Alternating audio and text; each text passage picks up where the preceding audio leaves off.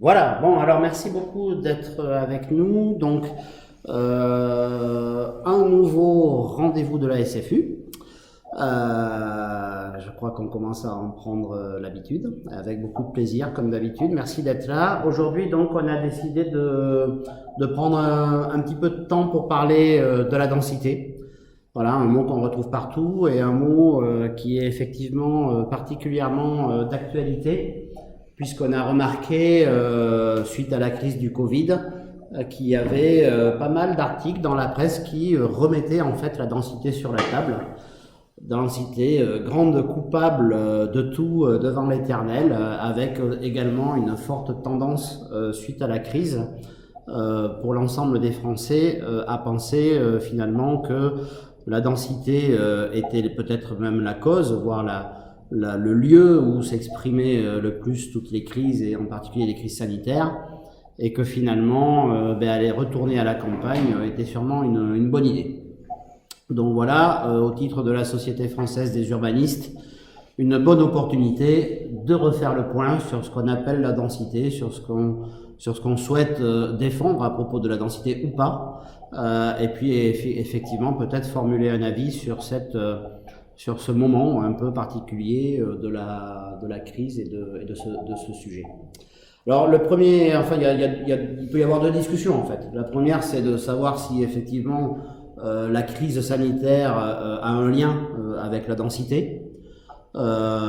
Pour tout vous dire, je n'en sais rien. Il me semble quand même, quand on voit les cartes et quand on voit un petit peu la façon dont se promène le virus, qu'il n'y a pas qu'il n'y a pas un lien direct en tout cas avec la densité proprement dite, mais plutôt avec les endroits où les gens se rassemblent. Donc tout le monde a en tête ce rassemblement au fin fond d'une campagne du Rhin, du Haut-Rhin, en tant que point de départ au mois de mars de l'épidémie. Tout le monde aussi peut-être a en tête ce qui se passe aujourd'hui avec le retour des vacances, etc., etc. Donc finalement, effectivement, qu'il y a toujours plus de cas dans les villes les plus denses de France, c'est un peu normal, mais finalement, peut-être qu'il n'y a pas de corrélation directe entre le lieu où les gens expriment leur maladie et puis le lieu où ils l'ont contracté. Et en fin de compte, derrière tout ça, ça met déjà un premier point d'interrogation sur la définition de la densité, parce que finalement, on parle toujours des endroits où les gens habitent, et puis on s'aperçoit qu'il y a d'autres densités qui sont plutôt les endroits où les gens se retrouvent. Et donc des mouvements de population qui font que, en fait, le terme même de densité peut avoir des définitions différentes, même en parlant des mêmes gens, peut s'exprimer différemment selon les moments, les vacances, les études, le travail, etc.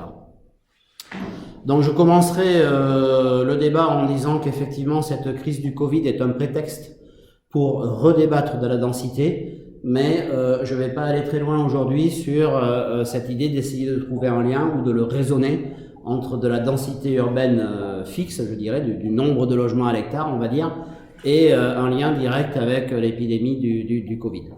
Mais on pourra peut-être en rediscuter dans 20 minutes si j'arrive à tenir dans ce que je me suis un petit peu donné comme temps pour lancer le débat. Alors par contre, avant la crise, bon voilà, il y a énormément de littérature sur la densité, mais moi ça me faisait plaisir de lancer ce débat aujourd'hui parce que j'ai eu l'opportunité de beaucoup travailler sur la densité il y a une dizaine d'années sur l'île de la Réunion, à travers une étude qui a été financée par l'État et qui a duré 1 an et demi. Et donc je vais beaucoup m'appuyer sur cette étude pour lancer ce débat. J'ai mis ici quelques références de sites, alors bon, le site de la SFU évidemment, mais aussi des bouquins que j'ai beaucoup pris de plaisir à lire et qui, d'une certaine façon, peuvent éclairer le discours d'aujourd'hui. Finalement, sous-tendu à l'ensemble de ces lectures, à l'ensemble de ces travaux, la question de fond, c'est pourquoi, en fin de compte, est-ce que les urbanistes veulent toujours densifier, parce que quand même c'est un petit peu ce qu'on défend de façon générale, la densité en tant que bienfait pour l'humanité et comme raison d'être des villes, on va dire. Et puis pourquoi, à contrario, 90% des Français, alors Je vais plutôt parler de la France parce que je suis beaucoup moins expert à l'international, mais pourquoi 80% des Français veulent vivre à la campagne et en fait ont une réticence naturelle à la densité. Voilà, comment ça se fait que effectivement on est dans des raisonnements aussi éloignés dès que l'on parle de la densité. Et puis finalement, ces raisonnements, ils sont quand même très accrochés à une réalité quotidienne, qui fait que la France est quand même le pays de la maison individuelle, 7 millions de maisons construites depuis 70. Alors ces chiffres-là ont 10 ans, donc il faut sûrement les réactualiser, mais quand même énormément de logements traduits sous forme de maisons individuelles en France. Un étalement urbain qui, à l'époque, on considérait que tous les 7 ans, en fait, on urbanisait ou on artificialisait, pour prendre des mots un peu plus à la mode, l'équivalent d'un département. Et puis après, des faits, c'est-à-dire qu'on assiste aussi à des dédensifications des villes historiques. Pour prendre la tâche urbaine de Montpellier, où on est passé de 145 habitants à l'hectare en 60 à peu près 40 dans les années 2000. Donc une tendance. Et puis ce que nous a apporté quand même la crise du Covid, c'est il y a eu pas mal d'enquêtes au mois d'avril sur l'endroit où les gens vivaient leur confinement, et en particulier une enquête intéressante que j'avais trouvée où 63% des Français interrogés, alors c'était très dispersé, enfin c'était un sondage un peu général, disaient qu'ils avaient un jardin en fait pour vivre leur confinement. Ça ne veut pas dire que c'était leur résidence principale, mais finalement ils s'étaient retrouvés dans un jardin, que 20% avaient un balcon et que 17% des Français avaient ni l'un ni l'autre. Donc moi je sais pas, c'est quelque chose qui m'avait interpellé, parce que j'aurais jamais imaginé en fait que finalement 63%, même 83% des gens avaient soit un jardin, soit un balcon là où ils vivaient. Donc voilà, 17% n'ont ni l'un ni l'autre. Enfin, déclaré n'avoir ni l'un ni l'autre. Voilà. Donc c'est quelque chose d'intéressant. Et puis bon, cette densité, elle est quand même très liée, si on prend un peu l'autre côté de la lorgnette, à tous les enjeux de développement durable actuels. Ce que l'on peut constater quand même, c'est que la densité, elle a été générée et quasiment induite par l'automobile, par la liberté d'aller sur des distances plus longues, habiter beaucoup plus loin que son lieu de travail ou que son lieu de loisir. Et puis voilà, cette civilisation basée sur la mobilité et non pas sur l'endroit où on vit réellement, elle risque peut-être d'avoir une fin un jour, puisque voilà, la mobilité est quand même un facteur important de consommation énergétique et de consommation tout court à l'échelle du monde.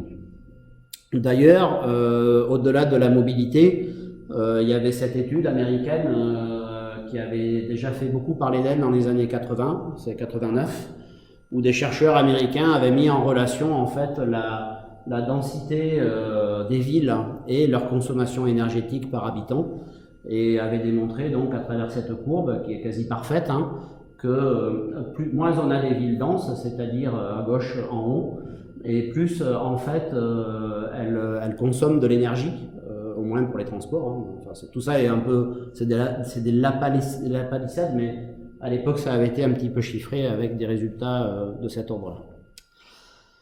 Donc voilà un premier point que je mets sur la table et que je soumets au débat d'aujourd'hui, c'est effectivement la densité en tant que solution pour le développement durable, pour la consommation énergétique, etc. Et la fin peut-être d'un cycle où effectivement on peut s'appuyer complètement sur l'automobile. Est-ce que c'est effectivement un sujet qu'il faut redéballer aujourd'hui et remettre sur la table? Alors après, il y a une chose que j'ai beaucoup étudiée donc il y a 10 ans, mais qui m'avait énormément intéressé, c'était de comprendre réellement ce que coûtait la densité. Donc ça, c'est l'étude qu'on a faite à La Réunion. Encore une fois, elle mériterait d'être redéveloppée en métropole ou dans d'autres pays, parce que je ne sais pas si les conclusions de La Réunion sont celles d'autres territoires. Mais grosso modo, il me semble quand même qu'il y a sûrement des similitudes, hein, parce que ce qu'on voit dans ces tableaux, on va pas les détailler parce que comme vous voyez, c'est quand même un peu fastidieux. Mais on avait regardé ce que coûtait un logement de 70 mètres carrés à La Réunion, en milieu, en milieu vraiment central de la capitale, Saint-Denis, en proche banlieue et puis en périurbain, c'est-à-dire à 20 km du centre-ville. Et ce qu'on remarque, c'est que les prix finaux là, de sortie, vous en avez trois en fait dans le central, c'est ce prix-là, dans le périurbain, c'est ce prix-là, et ça c'est un cas particulier à La Réunion, parce qu'à La Réunion, les gens construisent beaucoup leurs maisons sur des terrains qui appartiennent à leur famille, hein, donc ils ne payent pas le terrain. Donc la colonne de droite, là, on va l'oublier parce que c'est le prix quand on ne paye pas le terrain, qui est un cas un peu particulier à l'outre-mer et à La Réunion. Et la première conclusion, c'est que on avait vu effectivement que quand on achète, mais ça je crois que il y a eu un effet levier aujourd'hui parce qu'on le voit tous, quand on achète en centre-ville ou en banlieue, notamment dans les métropoles, bah, les prix peuvent être divisés par deux. Donc en fait, acheter un appartement à l'extérieur de la ville revient quand même beaucoup moins cher pour le citoyen, et à mon sens, c'est quand même la raison principale d'une désaffection des centres-villes et de la dédensification des villes. Alors par contre, ce qu'on avait calculé aussi, c'est le surcoût, parce que tout le monde dit, oui, les gens qui vont habiter loin des villes, certes, ils font des économies sur le logement, mais ils ont des surcoûts sur par exemple, il leur faut une deuxième voiture. Donc on avait calculé précisément le coût d'une deuxième voiture à La Réunion, qui est estimé, si on additionne tous les coûts, à peu près 10 000 € pour l'année. Et donc on avait fait cet examen qu'en fin de compte, l'économie réalisée pour l'achat d'un logement similaire en périurbain était rattrapée par le surcoût des mobilités entre 6 et 7 ans. Donc premier ordre de grandeur, en fin de compte, si on est plutôt sur des raisonnements à court terme, des mobilités importantes, pour un citoyen, c'est très difficile de se dire finalement, effectivement, sur du long terme, je vais dépenser plus d'argent parce que je vais dans le périurbain, surtout sur des choses un peu floues comme la mobilité, qui en fin de compte, on s'aperçoit un peu moins du coût réel de la mobilité parce qu'il est un peu dépensé tous les jours, alors qu'un achat de logement, c'est un achat d'un coup. Mais grosso modo, on avait mis ça en évidence, 6 à 7 ans d'amortissement sur du périurbain, 17 ans si la personne n'achetait pas son terrain. Donc là c'est clair qu'un Réunionnais qui pouvait construire sa maison loin des villes, il faisait le choix très très vite. Un deuxième volet de ce coût qui nous avait pas mal intéressé, c'est que finalement l'individu qui décide d'habiter quelque part, il paye son logement, il paye certaines de ses aménités comme la mobilité, mais il paye pas tout. Et donc on avait calculé les surcoûts en fonction des densités urbaines, de tout ce qui est payé de façon collective. Donc les réseaux, l'exploitation des réseaux, le ramassage des déchets, les pompiers, les services de police, etc. Et également les aménités, les coûts indirects environnementaux, qui ne sont pas chiffrés d'ailleurs, mais qu'on avait mis pour mémoire. Et on avait réussi en fait à partager il y avait un grand collectif avec l'État, etc. Ce qui finalement, quand on était périurbain, n'était pas assumé directement par soi-même, hein, mais assumé par la collectivité. Et en fin de compte, cette étude avait mis quelque chose sur la table d'assez important, c'est que finalement, on s'aperçoit que ce sont les gens qui habitent dans le plus de densité qui payent pour ceux qui habitent dans le moins de densité l'ensemble de ces services, pour résumer très très vite. Hein. Donc ça, c'était un point qu'on avait chiffré, donc je ne m'attarde pas sur les chiffres. Ce sont des surcoûts, donc vous voyez 17 000 € de surcoûts si on habite en périurbain, etc. etc. Pardon. Et puis troisième volet, on avait mis le doigt sur quelque chose que personne ne chiffre jamais, c'est-à-dire la gestion patrimoniale et le coût de renouvellement des réseaux. Donc eux, alors à La Réunion, hein, je pense que c'est quand même assez pareil en métropole, ils ne sont pas budgétés. Donc en fait, la périurbanisation occasionne aussi des surcoûts de réseaux, d'entretien, de routes, etc., qui sont directement transférés en termes de dettes sur les générations futures, qu'on avait chiffré donc à l'époque, hein, c'est-à-dire que En fait, il faudrait, quand on construit des réseaux en périurbain, économiser à peu près 3 à 4% du coût des réseaux chaque année pour les entretenir dans le futur. En fait, ce ne sont pas les mêmes caisses, ce ne sont pas les mêmes budgets. Et donc, comme aux États-Unis aujourd'hui, mais nous ça va venir puisqu'on a des infrastructures qui sont 20 ans plus jeunes à peu près qu'aux États-Unis, on se retrouve avec une gestion patrimoniale finale très importante en termes de coûts qu'on n'a pas budgété et donc qui est transférée sur les générations futures. Et ça, c'est quelque chose qui nous avait beaucoup intéressé à La Réunion parce que finalement, c'est ce qui avait le plus intéressé les populations quand on parlait de la densité. C'était pas tellement le coût direct, etc. Bon, après tout, que tout le monde paye le coût d'un équipement loin des villes, ça semblait acceptable. Mais quand on commençait à dire qu'en fait, on était en train d'accumuler des millions et des millions de dettes sur les générations futures, c'est quelque chose qui peut parler. Donc ça, c'était le deuxième point, cette analyse sur le coût de la densité, qui paye quoi et comment tout ça se fonctionne. Et puis un autre point, donc, c'est finalement la densité, à partir du moment où on veut considérer que c'est une bonne chose, comment ça se fait que personne ne l'aime? Voilà, qu'on n'arrive pas à partager une valeur autour de la densité avec le plus grand nombre. Donc plusieurs éclairages, je vais aller très vite parce que c'est, je pense, l'objet du débat d'aujourd'hui. Le premier éclairage, c'est que la densité n'est jamais là où l'on croit. L'exemple typique, c'est, je ne sais pas si vous reconnaissez ces deux villes, donc petite interrogation. Alors celle de droite. De droite, c'est plus facile. Alors On n'est pas loin. Bon, c'est Paris. Celle de gauche. Celle de gauche, c'est plus difficile. Elles se ressemblent. Oui, elles se ressemblent. Elles ont exactement la même superficie en termes de poche urbaine. C'est Tokyo. Ah bon? Oui, centre-ville de Tokyo. La même superficie? Oui, 109 km² et Paris 105 km² si on enlève les bois. Bon, j'ai enlevé les bois. Ah, mais tu parles de Paris commune? Oui. Ah oui, mais attends, on peut plus, nous, l'urbaniste. Mais je comprends que c'est la donnée statistique, mais nous, on peut plus dire ça. C'est la donnée. Non, mais par contre, on peut dire ça. On peut dire qu'on est sur des densités 2 fois plus grandes à Paris qu'à Tokyo, centre-ville. Et ça, c'est. Mais est-ce que tu es sûr qu'on compare bien le centre-ville? Ah oui, les 109 km² aux 105 Ah, pardon, km². dans ce cas, j'ai pas bien. Et en fait, c'est un peu ça. C'est aussi le petit dessin qui est très connu là à gauche. C'est Panerai, je crois, qu'il avait fait à l'époque, il y a déjà 40 ans. Voilà, qui démontre qu'en fin de compte, il n'y a aucun lien entre la forme urbaine et la densité. Que finalement, dans des endroits où on pense qu'on est assez peu dense, on est très dense, et inversement.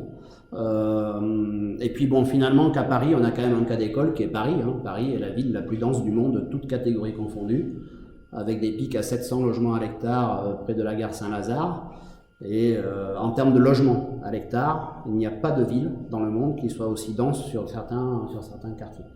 Donc finalement, cette idée que la densité, en fait, c'est quelque chose d'assez évanescent. Et à chaque fois qu'on la regarde de près, qu'on la chiffre, en fait, on s'aperçoit qu'il y a une grande différence entre les endroits où l'on pense qu'il y a de la densité et la densité réelle. Et ça, à plus forte raison, si on parle d'intensité. Alors l'intensité, c'est l'addition sur un même lieu, non pas que des logements, mais des logements plus, on va dire, les équipements liés au travail, à l'enseignement, les hôpitaux, et puis on peut ajouter quelques aménités comme les commerces, etc. Et donc cette intensité, et la culture, cette intensité, elle est effectivement particulièrement développée à Paris, avec une intensité très élevée. Alors le deuxième point, c'est souvent cette idée que la densité n'est pas compatible avec la nature en ville. C'est en partie vrai, mais quand on voit les images d'avant, c'est pas tout à fait vrai non plus. Donc là encore, on considère d'ailleurs que souvent d'ailleurs, on accole aux cités, je dirais, à l'urbanisme des années 60-70 une forte densité alors qu'ils sont pas du tout denses.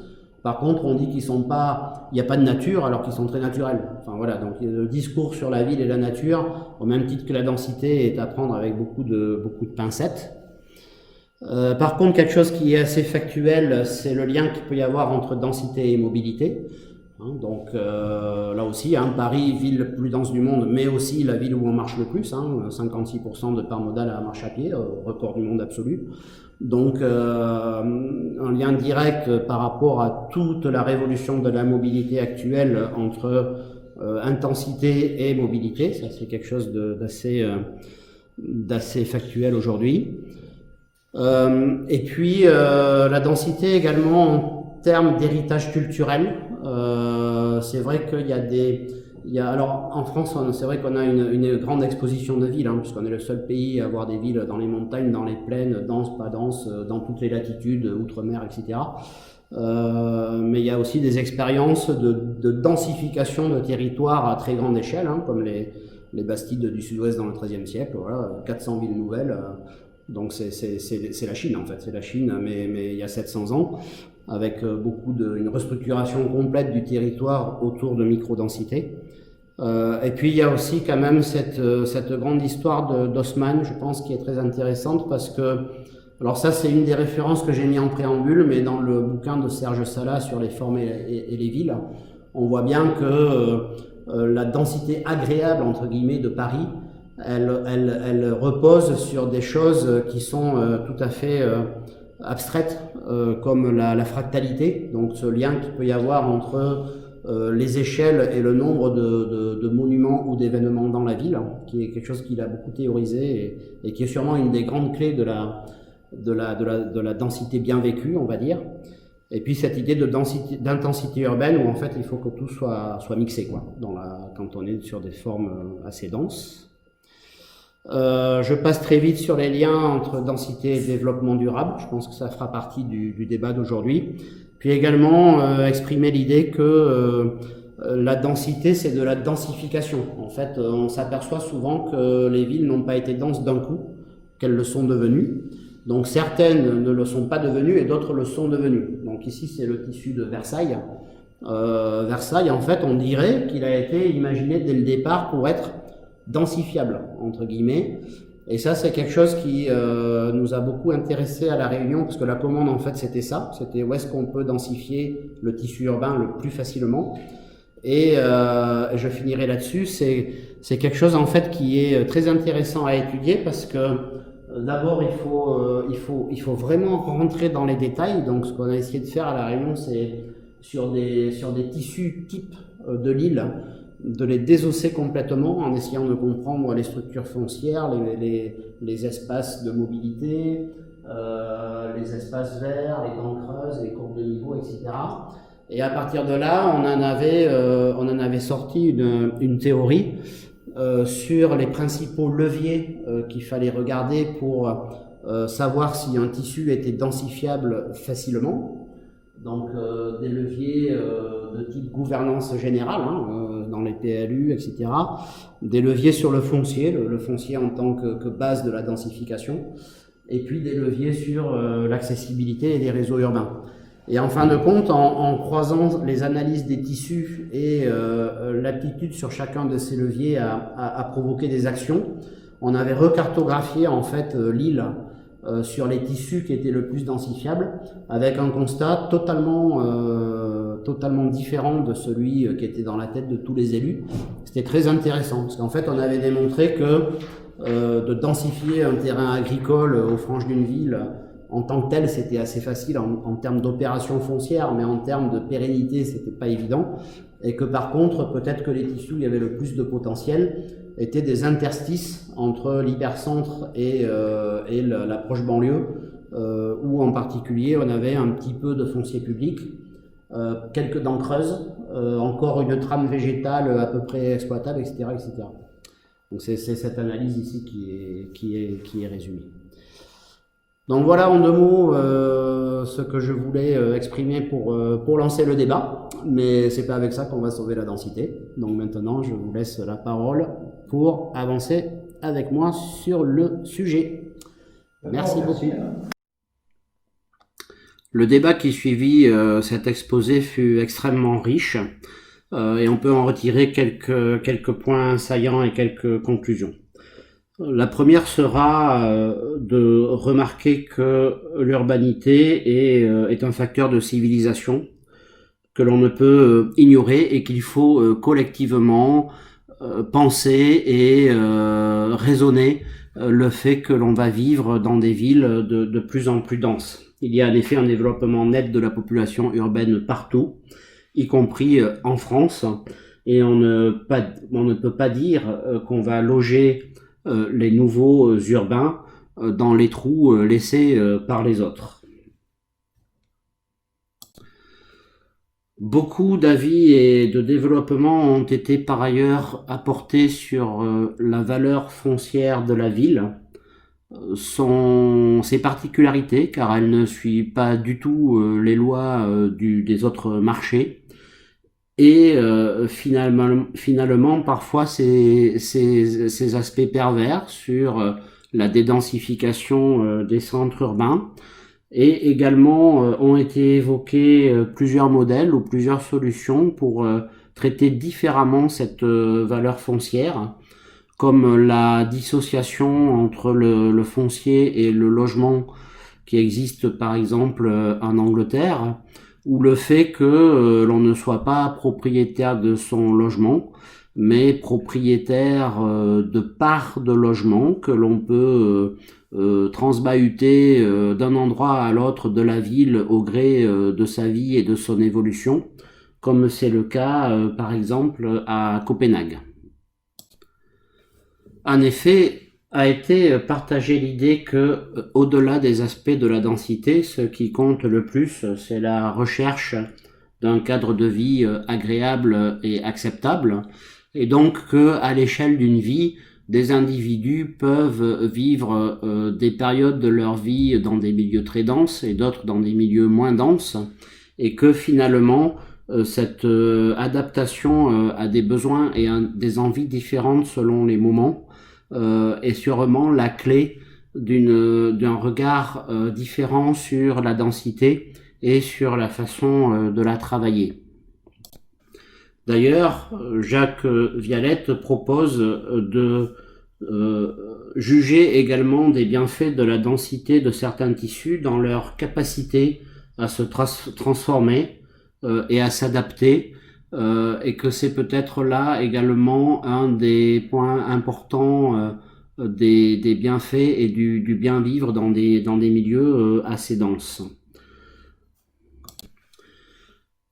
Une autre clé des bienfaits de la densité réside dans la mixité de toutes les aménités de la ville en un même lieu, et c'est là où en fait on parle davantage d'intensité que de densité.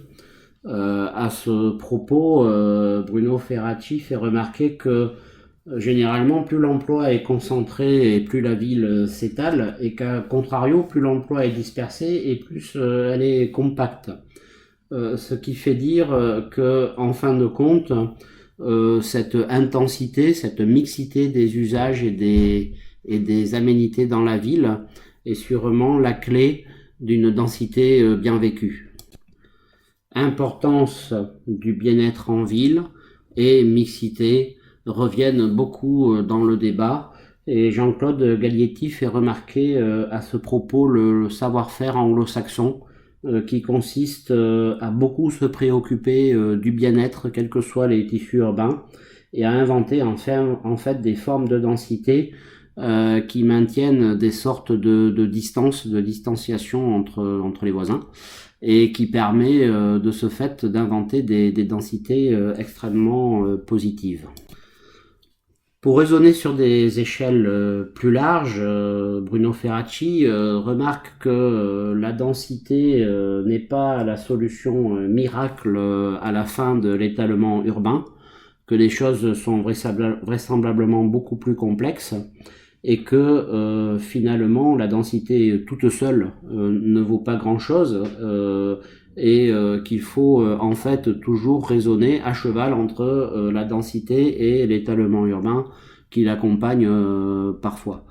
À ce propos, a été remarqué pendant le débat que sur l'étalement urbain en question, certaines études démontrent que ce n'est pas le logement, mais plutôt la logistique par exemple, ou la petite industrie, qui aujourd'hui contribue dans certaines régions le plus à l'artificialisation des sols.